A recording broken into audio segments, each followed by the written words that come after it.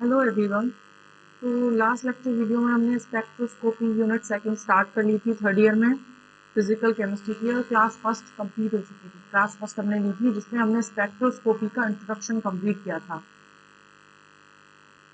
आज हम स्टार्ट करते हैं क्लास सेकंड स्पेक्ट्रोस्कोपी की, जिसमें हमें न्यू टॉपिक स्टार्ट करना था, बॉर्न ओपन हीमर सन्निकटन या अप्रोक्सीमेशन। बॉर्न ओपन हीमर अप्रोक्सीमेशन या इक्वेशन। बॉर्न ओपन हीमर अप्रोक्सीमेशन या इक्वेशन के अनुसार किसी अणु की कुल ऊर्जा को बॉर्न ओपन हीमर समीकरण के द्वारा व्यक्त कर सकते हैं। और बॉर्न ओपन हीमर सन्निकटन या अप्रोक्सीमेशन इक्वेशन क्या होती है? ये होती है E इक्वल्स टू E1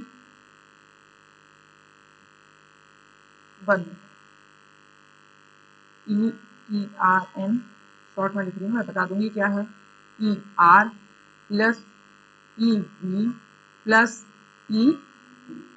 इस अप्रोक्सीमेशन इक्वेशन को जब हम आइडेंटिफाई करते हैं तो रिजल्ट क्या आता है? क्या E बराबर E एक minute, okay, E transfer, E rotational, E vibrational, E electronic. क्या है? ये तो है स्थानांतरण ऊर्जा,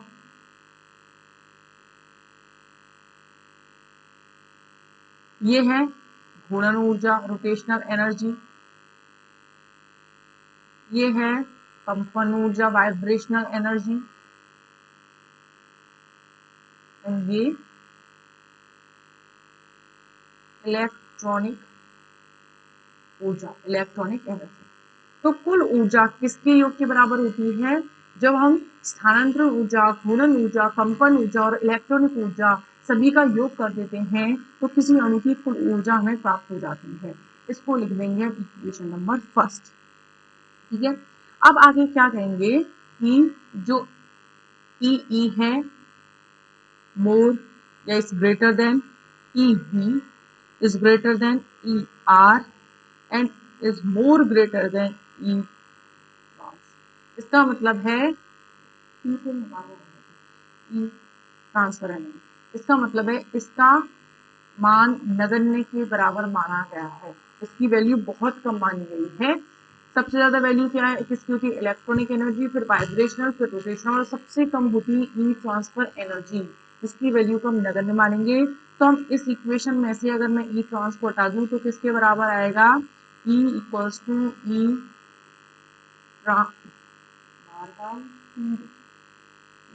ट्रांस को तो मैंने हटा दिया, ER plus EV plus EE। तो कुल ऊर्जा किस किस के योग के बराबर होगी? Rotational energy, vibrational energy and electronic energy के योग के बराबर होती है। इसको कह देंगे इक्वेशन नंबर 2। ओके, नेक्स्ट देखो, हमने जो समीकरण 2 में अलग अलग तरह की ऊर्जा देखी, कौन कौन सी? समीकरण 2 की ये तो ट्रांसफर है। इस समीकरण 2 में हमने ट्रांसफर को हटा दिया, रोटेशनल, वाइब्रेशनल और इलेक्ट्रॉनिक ऊर्जा। बताइए क्या होती है? अब इनको थोड़ा डिटेल में समझ लेते हैं कि कौन कौन सी एनर्जी होती है। अब देखो, नेक्स्ट लिखती हूँ मैं। सबसे पहली एनर्जी लेते हैं इलेक्ट्रॉनिक ऊर्जा। इलेक्ट्रॉनिक ऊर्जा या इलेक्ट्रॉनिक एनर्जी। इलेक्ट्रॉनिक ऊर्जा क्या होती है? यह ऊर्जा उन इलेक्ट्रॉन्स के कारण उत्पन्न होती है, उन इलेक्ट्रॉन्स के कारण उत्पन्न होती है जो परमाणु कक्षकों के समान अणुओं के ऊर्जा स्तरों में होते हैं। क्या है इलेक्ट्रॉनिक ऊर्जा? मतलब किसके कारण? सिर्फ आपको याद रखना है, ये इलेक्ट्रॉनिक ऊर्जा इलेक्ट्रॉन्स के कारण उत्पन्न होती है। और इलेक्ट्रॉन्स के कारण क्यों उत्पन्न होगी? कि वो अनेक ऊर्जा स्तरों में, निम्न ऊर्जा स्तर या उच्च ऊर्जा स्तर, आपने सुना होगा sigma to sigma pi to pi स्तर, ये इस तरह के संक्रमण वो इलेक्ट्रॉन के कारण ही होते हैं। तो उनके कारण जो उत्पन्न ऊर्जा होती है उसे बोलते हैं इलेक्ट्रॉनिक ऊर्जा। ठीक है, सेकंड है कंपन ऊर्जा, EV वाइब्रेशनल एनर्जी। कंपन ऊर्जा क्या होती है? यह अणु के अंदर परमाणुओं में एक दूसरे के सापेक्ष कंपन करने से होती है। कोई अणु है, जैसे हम एक अणु मान रहे हैं, इसमें काफी सारे परमाणु हैं, इस परमाणु के सापेक्ष इस परमाणु में जो कंपन होते हैं, इसी तरह इसके सापेक्ष किसी अन्य परमाणु में। तो एक परमाणु के सापेक्ष किसी दूसरे परमाणु के कंपन के कारण जो ऊर्जा होती है उसे कहते हैं कंपन ऊर्जा। ओके, नेक्स्ट थर्ड नंबर की ऊर्जा लें। तो थर्ड नंबर की ऊर्जा में क्या है? थर्ड है घूर्णन ऊर्जा, ई रोटेशनल। अब ई रोटेशनल क्या होती है? यह पूरे अणु के घूर्णन के कारण उत्पन्न होती है। जैसे नाम लिखा है, तो हम क्या पॉइंट्स लिख सकते हैं? पूरे अणु के घूर्णन के द्वारा उत्पन्न, पूरे अणु के घूर्णन के कारण उत्पन्न होती है। इसके अलावा जो उपरोक्त तीनों प्रकार की ऊर्जा होती है, उपरोक्त तीनों प्रकार की ऊर्जा की बात करें, पहली बात तो मैंने आपको बताई कि जो घूर्णन ऊर्जा होती है पूरे अणु के घूर्णन के कारण उत्पन्न होती है। इसके अलावा घूर्णन ऊर्जा को छोड़कर जो बची शेष तीनों ऊर्जा होती हैं वो क्वांटीकृत होती हैं। वो कैसी होती हैं? क्वांटीकृत होती हैं, क्वांटीकृत होती हैं। अर्थात उनके क्वांटीकृत होने का मतलब है उसमें अगर उन ऊर्जाओं में अगर परिवर्तन करना है तो परिवर्तन के लिए विशिष्ट मान होने चाहिए। विशिष्ट मान होने संभव है, विशिष्ट मान संभव होंगे तो उसे बोलेंगे क्वांटीकृत ऊर्जा बोलेंगे। ठीक है ना? अब इसके बाद एक पॉइंट है जो सभी ऊर्जा के बारे में बता रहा है, ये है कि जो अणु की घूर्णन ऊर्जा का मान होता है, देखो इस पहले इसी के बारे में बताती हूँ। घूर्णन ऊर्जा का मान घूर्णन क्वांटम संख्या जी, घूर्णन क्वांटम संख्या क्या है? जे के द्वारा निर्धारित होती है। इसके अलावा कंपन ऊर्जा, कंपन क्वांटम संख्या,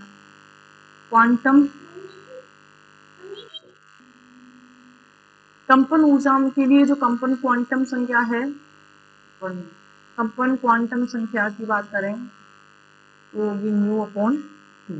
कंपन ऊर्जा के लिए कंपन क्वांटम संख्या μ/2 तथा इलेक्ट्रॉनिक ऊर्जा का मान मुख्य क्वांटम संख्या, इसके लिए इलेक्ट्रॉनिक ऊर्जा के लिए मुख्य क्वांटम संख्या जिसे किससे प्रदर्शित करते हैं? n।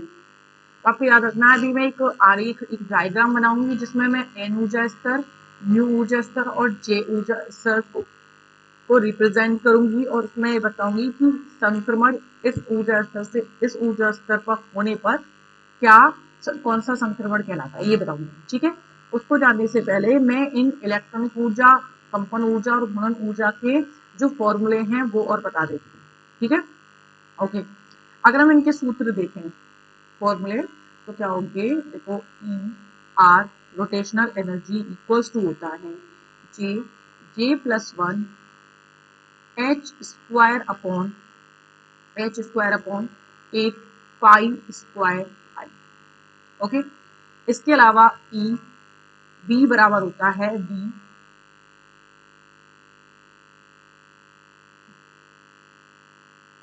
बराबर प्लस हो गया, हाँ okay, b/2 h upon 2 pi under root k upon. इसके अलावा ई बराबर क्या हो जाता है? -2 pi square me4z² upon n square h square. ठीक है, तो ये फॉर्मूले हैं इसके वाइब्रेशनल, रोटेशनल और इलेक्ट्रॉनिक एनर्जी के। ठीक है, इन सभी में जो J है और म्यू है वह भी म्यू n बचा है, म्यू ये क्या है? ये क्या है? पूर्णांक संख्याएं। पूर्णांक संख्या क्या है? क्वांटम संख्या ये, तो ये इन्हें क्या कहेंगे? पूर्णांक संख्याएं। इसके अलावा अगर I, K और म्यू की बात करें तो ये क्या है? जड़त्व, अणु का जड़त्व आघूर्ण। बस आपको दो चीज याद रखनी है, जड़त्व आघूर्ण किसके हैं? अणु के जड़त्व आघूर्ण हैं। ठीक है, अब इसके आगे देखो। इसके अलावा आपको समानीत द्रव्यमान पता है और बल नियतांक, एक बल नियतांक K और म्यू समानीत द्रव्यमान होती है। ठीक है, ये फॉर्मूले हो गए। ठीक है, अब इसके बाद आगे आगे क्या बताना है, जो एक अणु की इलेक्ट्रॉनिक ऊर्जा स्तर को इलेक्ट्रॉनिक ऊर्जा स्तर होते हैं और कंपन ऊर्जा स्तर, घूर्णन ऊर्जा स्तर होते हैं, हम उन्हें किस प्रकार से रिप्रेजेंट कर सकते हैं वो देखना है। ठीक है, तो वो डायग्राम मैं बना देती हूँ, थोड़ा सा वेट करो, मैं डायग्राम को बनाने के बाद दोबारा से स्टार्ट कर लेती हूँ। देखो, जो मैंने आपको अभी बोला था कि मैं डायग्राम करके वो मैंने आपकी बुक में से ले लिया है। बुक में क्या बताया है कि देखो, हमने बताया था जे किसके लिए, क्वांटम घूर्णन ऊर्जा के लिए घूर्णन क्वांटम संख्या थी, म्यू किसके लिए था, वाइब्रेशनल के लिए, और ई था इलेक्ट्रॉनिक के लिए। ठीक है, अब देखो ठीक है, अब ये देखो, हमें इसमें क्वांटम संख्याओं को जो गुणन उनकी सभी जो ऊर्जाएं हैं उनकी जो एनर्जी स्टेट है उनको प्रदर्शित करना है। देखो ये इसमें आपको वन, देखो इसमें यहाँ आपको दिखाई दे रहा होगा, यहाँ से स्टार्टिंग से ये एन दिखा रहा है, ये क्या है, इलेक्ट्रॉन। कौन से हैं, एन मतलब इलेक्ट्रॉन, ये इलेक्ट्रॉनिक एनर्जी लेवल है। इसके बाद ये म्यू इक्वल टू 1 2 ये सब दिखा रहे हैं, ये कौन से वाइब्रेशनल है, कंपन ऊर्जा लेवल है। इसके अलावा ये जे की वैल्यू है, यहाँ देखो जे की वैल्यू 1 है, 2 है, 3 है, 4 है। बी से बी के एक ऊर्जा स्तर से बी के दो से मतलब बी बराबर 0 से 1 के बीच में 1 2 3 4 4 तक एनर्जी लेवल आ रहा है। इसका मतलब है जो गुणन क्वांटम संख्या है इसकी वैल्यू कम होती है, फिर मतलब गुणन क्वांटम संख्याओं के एक ऊर्जा स्तर से दूसरे ऊर्जा स्तर के मध्य जो एनर्जी गैप है वो सबसे कम होता है, फिर किसके कंपन ऊर्जा स्तर के मध्य होता है, और सबसे ज्यादा किसके लिए होता है, इलेक्ट्रॉनिक ऊर्जा के लिए जो ऊर्जा स्रोत के लिए जो ऊर्जा अंतराल होता है वो सबसे ज्यादा होता है। ठीक है, तो अगर हमने एक इलेक्ट्रॉन को इस पोजीशन से इस पोजीशन पे पहुंचाए हैं, तो आप देखकर बताओ, अगर मैं ई की बात करूं, ई, ठीक है, अगर मैं वही लिख रही हूँ, मैं ई लिख रही हूँ, बी लिख रही हूँ और जे लिख रही हूँ, वही हुआ है ई से बी और जे, स्थानांतरण ये हुआ। अब देखते हैं कि ई किसके लिए था, इलेक्ट्रॉन के लिए। ठीक है, अब देखो इलेक्ट्रॉनिक ऊर्जा स्तर कौन सा होगा, ये यहाँ पर ये वाले में इसकी बात करूंगी, ये यहाँ से जो इलेक्ट्रॉन देखो ये यहाँ से यहाँ पहुंचा है।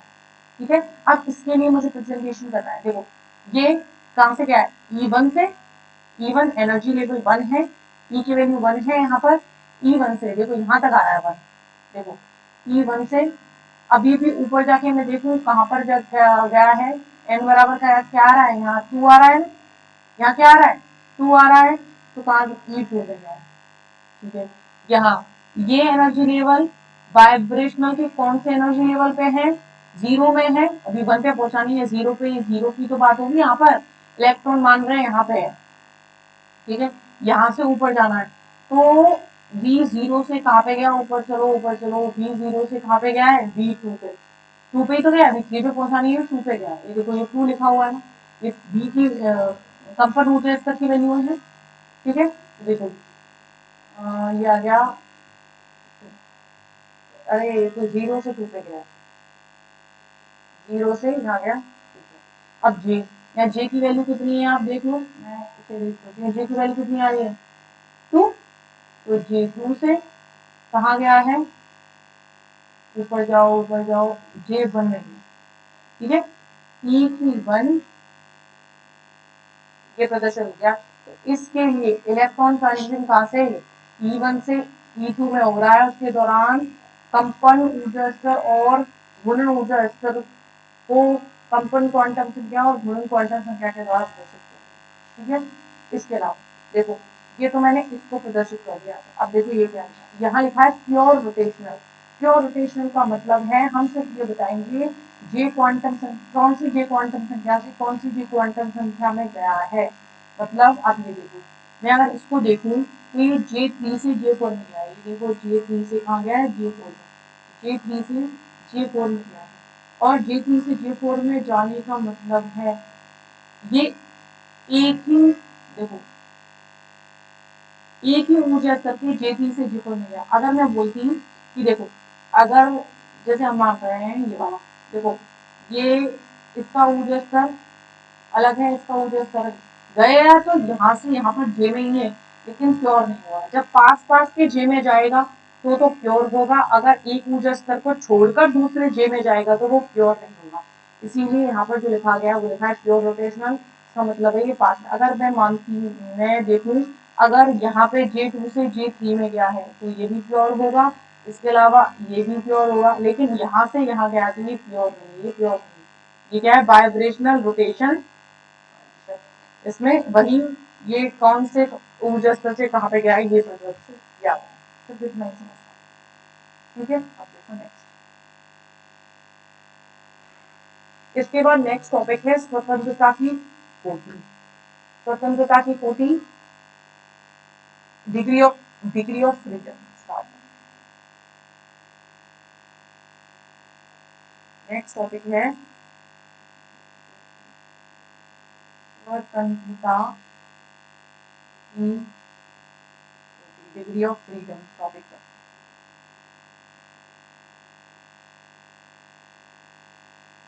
स्वतंत्रता की कोटि की बात करें तो क्या होती है स्वतंत्रता की कोटि, किसी अणु में कुल जितने प्रकार की गतियां होंगी यह उसकी स्वतंत्रता की कोटि कहलाएगी।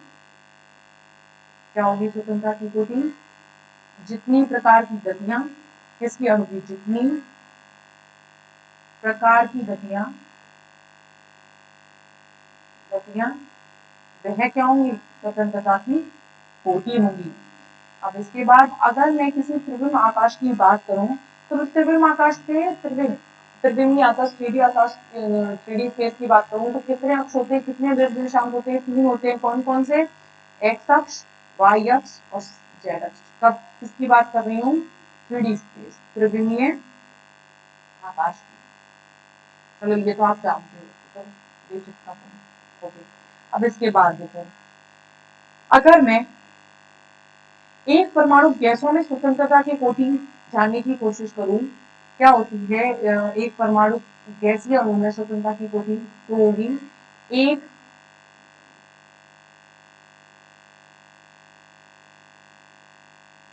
एक परमाणुवीय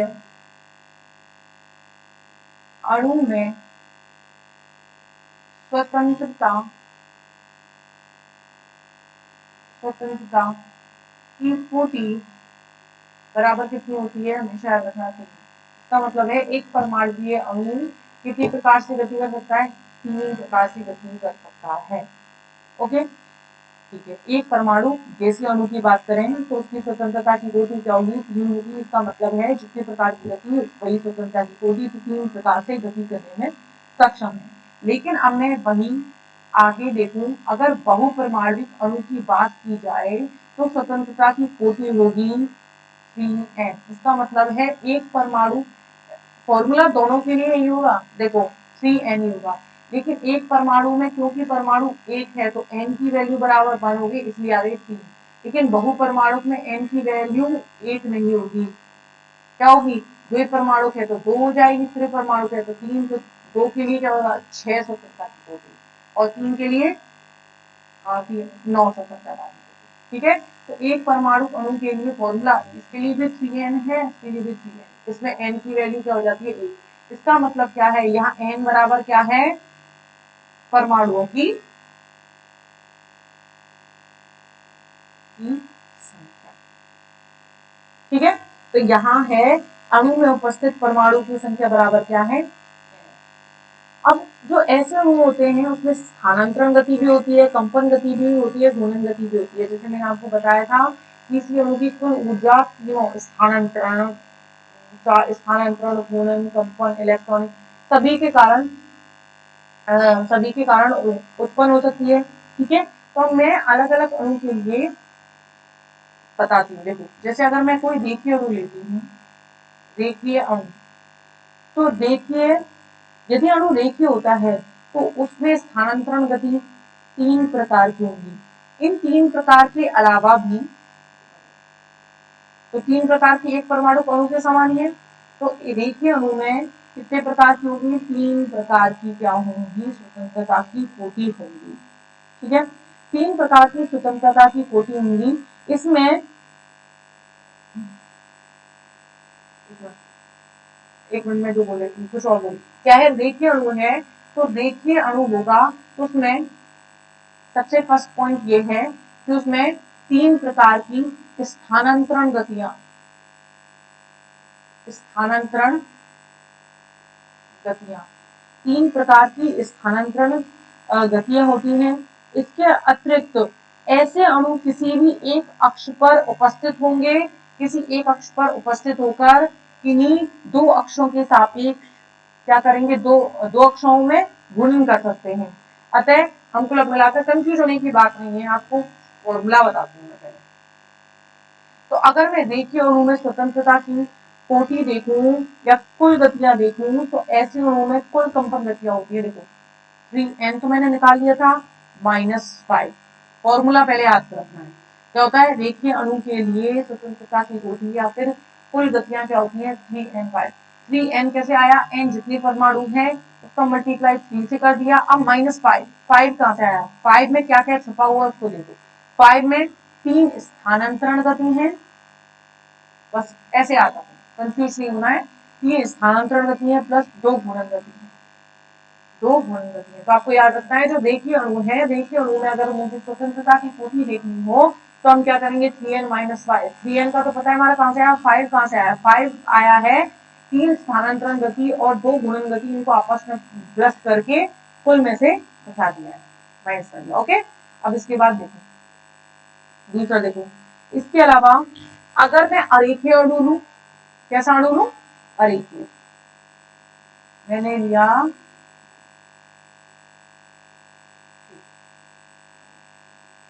मैंने कैसा लिया है? अरेखीय अणु लिया है।